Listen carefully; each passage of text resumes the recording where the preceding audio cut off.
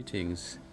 So today we'll be changing the thermostat housing on F30 BMW. First, what we'll need to do, we need to remove the airbox, remove the charge, the intake pipe, the intake airflow sensor to get to thermostat housing. So here we have the necessary tools that will enable us to get to the housing. This is the new housing I've just received. I have extra oil-based coolant or any excess coolant that may have spilled. This is the new part that we'll be changing. The error message that I'm getting on the car is that there's a break in the line towards the thermostat, which normally is the filament inside that heats up the thermostat. It tends to fail from time to time, so we're just going to replace it with a new housing. So I've removed the clamp, unplugged the airflow sensor, and now we're going to remove the airbox, which is just held in by these rubber fasteners. Now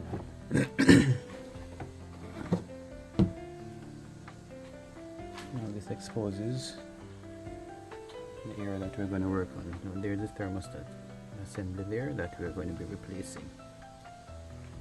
We'll need to move the vent hosing here. Need to lift the clip that holds this radiator hose, and we're going to undo the clips, the clamps for those two hoses, and remove it. There are two Torx screw that holds the thermostat assembly towards the engine. I'm going to pull that, remove it, and replace it with the new one.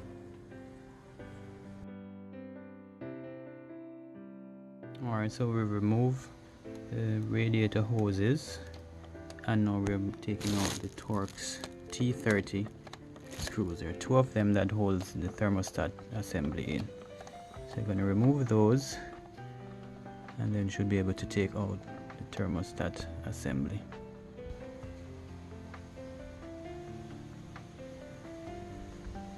So that's it. T30 screw. Remove that, two of them, and then you can take out the thermostat assembly.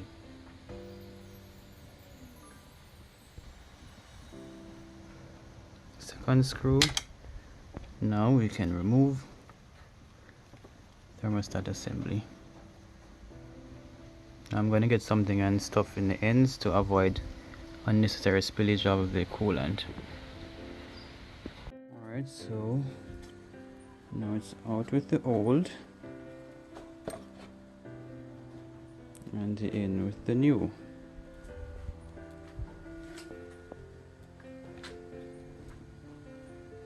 Now the installation is just the reverse of removal, so I'm going to cut to the end and let you know how the finished products look. So I have finished reinstalling the thermostat assembly. I loosened this a bit to bleed out any excess air that is in the system, and I have also topped up the expansion tank with coolant. So I'm going to replace now the airbox and the necessary hoses, and I'm going to show you how to bleed the system. Because this is an electronic water pump, starting the engine won't bleed the system efficiently. So I'm going to show you how to bleed the system using the electronics of the car.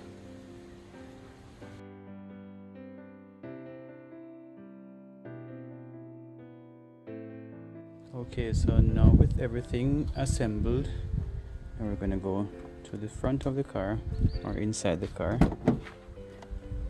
Now we're going to do initialize the process. So the process entails, now you're going to switch the car on, To access the remote, don't start it. You're going to put the heater to their maximum level.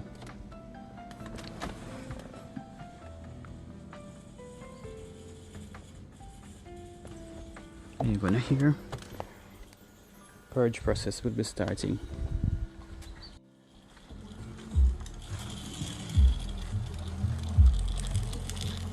As you can see, it's now doing the purge.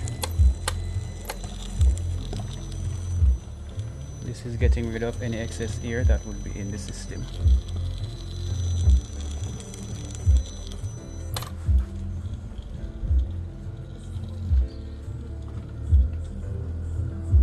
I don't know if you can hear that. You hear the pump being activated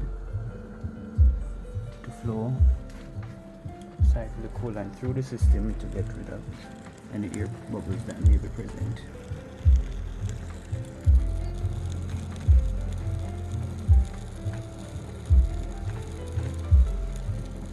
This will go on for about, depending on maybe about 5 to 10 minutes. So please ensure that your battery is good enough to handle the power. If not, then you can put it on a battery charger, but my battery, I just replaced it about 2 months ago, so I know that it is in good condition. So when it is finished, the pump will stop working, and then you're good to go.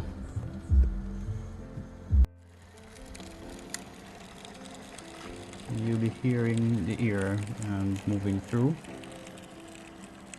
and then as the coolant bottle, the expansion tank decreases, you can top up accordingly to ensure that you have enough coolant in the system.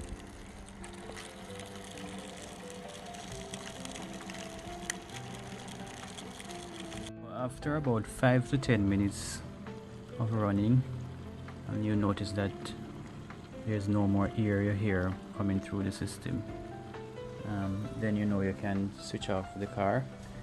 Give it a test drive to ensure that everything is working properly.